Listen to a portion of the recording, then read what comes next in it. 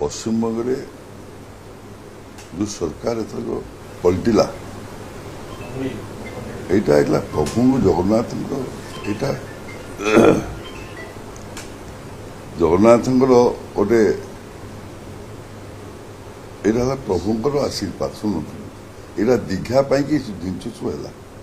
ଯେତେବେଳେ ମମତା ବାନାର୍ଜୀକି ମୁଁ କହିଲି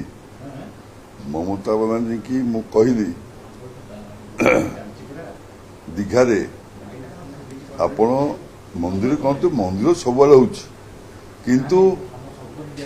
କିନ୍ତୁ ପଥର ମୂର୍ତ୍ତି କରନ୍ତୁ ନାହିଁ।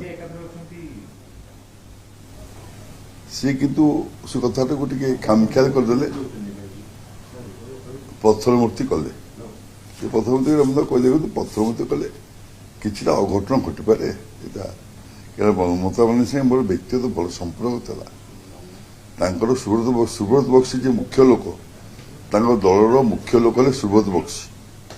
ସିଏ ଆମ ଘରକୁ ଆସିଲେ, କଥାବାର୍ତ୍ତା ହେଲା।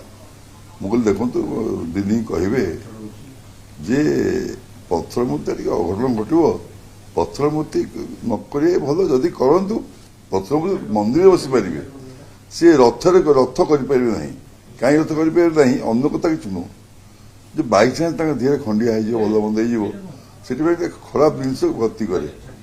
କିନ୍ତୁ ସେ ସେଇଟାକୁ ଟିକେ ନାକୁ ଶୁଣିଲେ ନାହିଁ। ସେ ତାଙ୍କ ମନ ଇଚ୍ଛା ଆମର କ'ଣ ମିଳିବ। ମୁଁ ତାଙ୍କୁ ଭଲ ପାଏ, ଶ୍ରଦ୍ଧା କରେ, ଏବଂ ମୁଁ ଚାହୁଁଥିଲି ଯେ ସେ ସରକାର ଚାଲିଛି, ଦିଦି ଅଛନ୍ତି, ଭଲ ମନ୍ଦ କରୁଛନ୍ତି, ତାଙ୍କ ଯାହା କରିବେ। ତାପରେ ସେ ଶୁଣିଲେନି ଗଲା। ଆଜି ଆପଣଙ୍କୁ କହିଲି ସିଏ ଭଲ ଲୋକ ଥିଲେ, ତାଙ୍କ ଚାରିପଟେ କିଛି ଲୋକ ଥିଲେ ଯିଏକି ତାଙ୍କୁ ବାଜେ ରାସ୍ତାରେ ନେଉଥିଲେ। ଦିଦିଙ୍କର ଟିକେ ସବୁ ଭଲ, ତାଙ୍କର ସେ ଟିକେ ପତଳା କାନ, ମାନେ ବହୁତ ଭଲ କିନ୍ତୁ ପତଳା କାନ। ହଠାତ୍ ଆପଣ ଭଲ ପାଉଥିବେ, ପୁଣି ଗୋଟେ କ'ଣ ହେଇଯିବ, ଘଣ୍ଟା ପରେ ପୁଣି ଆସି ଅଟୋମେଟିକ୍ ଚେଞ୍ଜ ହେଇଯିବେ। ପତଳା କାନ। ତାଙ୍କର ଯେଉଁ ଚାରିପଟେ ତାଙ୍କ ଚେଲା ଚାମଡ଼ା 5-7 ଜଣ ଥିଲେ, ରାକେଟ୍ କରି ତାଙ୍କୁ ରଖିଥିଲେ। ଜଗନ୍ନାଥ କାହାର ଗର୍ବ ଅହଙ୍କାର ସହନ୍ତି ନାହିଁ। ଜଗନ୍ନାଥ ଆମ ଏମିତି ଠାକୁର, ସେ କାହାର ଗର୍ବ ଅହଙ୍କାର ସହନ୍ତି ନାହିଁ। ଏଇଟା ଖରାପ ପାଡ଼ି ଗତିଗଲା, ଜାଣିପାରିଲେନି। ଏଇଟା ବହୁତ ଖରାପ ପାଡ଼ି ଗତିଗଲା। ତାପରେ ସେଠି ଗୋଟେ ଆପଣଙ୍କର ବଙ୍ଗଳାରେ ଗୋଟେ ମନ ଇଚ୍ଛା ଗୋଟେ ଅରାଜକତା ହେଇଗଲା। ସେଇଟାକୁ କିଛି ଲୋକ ପସନ୍ଦ କଲେ ନାହିଁ।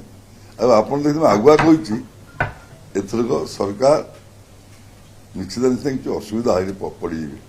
ଯାହା ମୁଁ କହିଥିଲି ଜଗନ୍ନାଥ ସେଇ ଜିନିଷ ହେଲା। ଆପଣମାନେ ଆଜି ଦେଖିପାରୁଥିବେ ସେଇ ଜିନିଷ ଗତିଗଲା। ଆଉ ବହୁ ସଂଖ୍ୟା ଗରିଷ୍ଠରେ ଆପଣଙ୍କର ଅନ୍ୟ ପାର୍ଟି ଯେ ବିଜେପି ଗଭର୍ଣ୍ଣମେଣ୍ଟ ପଦ୍ମପୁର ଆସିଲା, ବହୁ ସଂଖ୍ୟା ଗରିଷ୍ଠରେ। ଗୋଟେ ଦିନ ଆମେ ଗୋଟେ ଦୁର୍ଗା ପୂଜା ଓପନିଂ କରିବାକୁ ଯାଉଛୁ, ଶୁଭେନ୍ଦୁ ଆସିଥିଲା। ଶୁଭେନ୍ଦୁ ମୋତେ କହିଲେ ଆପଣ ମୋ ଗାଡ଼ିରେ ବସନ୍ତୁ। ମୁଁ ଶୁଭେନ୍ଦୁ ଗାଡ଼ିରେ ବସି ତାଙ୍କ ଚାଲିଲୁ ଆମେ। ଶୁଭେନ୍ଦୁ କହିଲେ ଆଜ୍ଞା ମୁଁ ଦଳ ଛାଡ଼ିଦେବି। କାହିଁକି ଦଳ ଛାଡ଼ିଦେବ, କାହିଁକି ଭଲ ଦଳରେ ଅଛ? ନା ନାଇଁ ଆଜ୍ଞା ମୁଁ ଛାଡ଼ିଦେବି ଦଳ ଗୁରୁଜୀ। ଆଉ ବହୁ ଅଶାନ୍ତି ଭିତରେ ମୋ ସାଙ୍ଗେ ଅଭିଷେକ ବାନାର୍ଜୀ ମୋତେ ୟାର ସବୁ ଖରାପ ବ୍ୟବହାର ଦେଖାଉଛନ୍ତି। ମୁଁ ତ କହିଲି ନା ତେଣୁ ଦିଦିକି ଛାଡ଼ିକି ଯାଉନି, ଏଇ କଥା କହିବି। ଆପଣ କିନ୍ତୁ ସୁବିଧା ପଚାରିବେ, ବୁଝେଇଲି। ସେଇ କଥାଟା ମତେ ଅମିତ ଶାହ ଡାକୁଛନ୍ତି ପଳେଇ ଆସିବ ବୋଲିକା, ଆଉ ଦରକାର ବେଳେ ଆପଣଙ୍କ ଅମିତ ଶାହଙ୍କୁ କଥା କରେଇଦେବି। ସେଇ କଥା ମୁଁ ମମତା ବାନାର୍ଜୀ କହିଥିଲି। ମୁଁ ଦେଖନ୍ତୁ ଶୁଭେନ୍ଦୁ ଭଲ ଲୋକ, ଆପଣ ଶୁଭେନ୍ଦୁକୁ ଛାଡ଼ନ୍ତୁ ନାହିଁ। ସେ ଆପଣଙ୍କ ସାଙ୍ଗରେ ରହିଛନ୍ତି, ରହିବେ, ଭଲ ଲୋକ, ଏଇ କଥା କହିଥିଲି। ତା ଦେଖନ୍ତୁ ତା ପରବର୍ତ୍ତୀ ସମୟ କ'ଣ ହେଲା, ସିଏ ଅଶାନ୍ତି ହେଇକିରି ତାଙ୍କୁ ପଛ ଲାଇନରେ ବସେଇଲେ। ଯେ ତାଙ୍କର ଟିଏମସି ମିଟିଂ ହେଉଥିବ, ତାଙ୍କର ସେଠି ସମ୍ମାନ ଦେଲେନି। ଶୁଭେନ୍ଦୁ ଅଧିକାରୀ ଫ୍ୟାମିଲି ହେଲେ ସେ ସ୍ୱାଭିମାନ ଫ୍ୟାମିଲି। ତାଙ୍କର ପରିବାର ସମସ୍ତେ ନେତା, ତାଙ୍କ ବାପା କୁହନ୍ତୁ, ତାଙ୍କ ଭାଇ କୁହନ୍ତୁ, ତାଙ୍କ ଇଏ କୁହନ୍ତୁ, ସମସ୍ତେ ନେତା। ସିଏ ତାପରେ ଭାରି ଆପଣ ଦେଖି ଶୁଭେନ୍ଦୁ ଅଧିକାରୀ ବହୁତ ଏଠି ଭାରି ଅଭିମାନ ଲୋକ, ଅନ୍ୟ କଥା ନୁହଁ, ଭାରି ସ୍ୱାଭିମାନ। ସେ ଦଳ ଛାଡ଼ିଦେଲେ। ଦଳ ଛାଡ଼ି ଦେଖନ୍ତୁ ଆଜି ଦଳ ଯୋଉଠି ପହଞ୍ଚିଛି, ମାନ୍ୟବର ପ୍ରଧାନମନ୍ତ୍ରୀ ଥାଆନ୍ତୁ କି ମାନ୍ୟବର ହୋମ ମିନିଷ୍ଟର ଥାଆନ୍ତୁ, ଆଜି ଦଳ ଯୋଉଠି ପହଞ୍ଚିଛି ସେଇଟା ଶୁଭେନ୍ଦୁ ଅଧିକାରୀଙ୍କର ଅକ୍ଲାନ୍ତ ପରିଶ୍ରମ ଯୋଗୁଁ ପହଞ୍ଚିଛି। ଅକ୍ଲାନ୍ତ ପରିଶ୍ରମ, ଯୋଡ଼ିଏ ଏମଏଲଏରୁ 60 ଏମଏଲଏ 70 ଏମଏଲଏ ଆଜି ଯୋଉଠି ପହଞ୍ଚିବା ଶୁଭେନ୍ଦୁ ଅଧିକାରୀ ଅକ୍ଲାନ୍ତ ପରିଶ୍ରମ। ଆଜି ଦେଖନ୍ତୁ ସିଏ ଆସିଗଲେଣି, କେତେ ଉପରକୁ ଆସିଲେ, 200 ଉପରକୁ ଭୋଟ ପାଇଲେ। किए भी कल्पना करनथिले 200 भोट पाइबे कि मु कहली 200 भोट से भोट निश्चित पाइबे।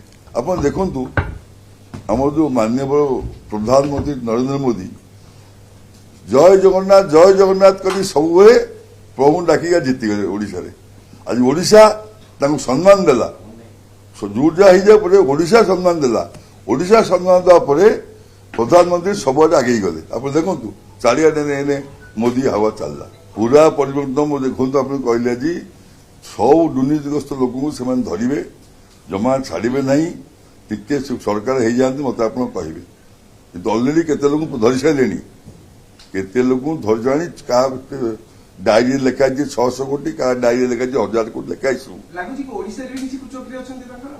ओडिशा सब जगह कुचकिरी अच्छा सेठा जो कुचकिरी गोष्ठी माने विषाक्त गोष्ठी जगन्नाथ मंदिर प्रतिष्ठा है पत्थर मूर्ति की जो भाई प्रतिष्ठा प्रक्रिया करागला एटा हम धर्म विरोधी आपण मत से मना करते कि आमरी लोक एठार जाई प्रतिष्ठा करके मु नाही कोन आज्ञा मु नाही कली से क्या ने कौन कले मु कहि परबी का नेबे न देबे का को नेबे न नेबे नाही कहि परबी जगन्नाथ करंतु बंगला ओडिशा लागी रही एठी हमरो सरकार बीजेपी सेठी भी सरकार बीजेपी हेले प्रभु करंतु भगवान करंतु बंगला आम भल चलू भल हो सुसंप्रद हो ओडिशा बंगला सुसंप्रद आलू आसू ये आसू से आसू सुसंप्रद जमी अच्छी बहुत भल रहू।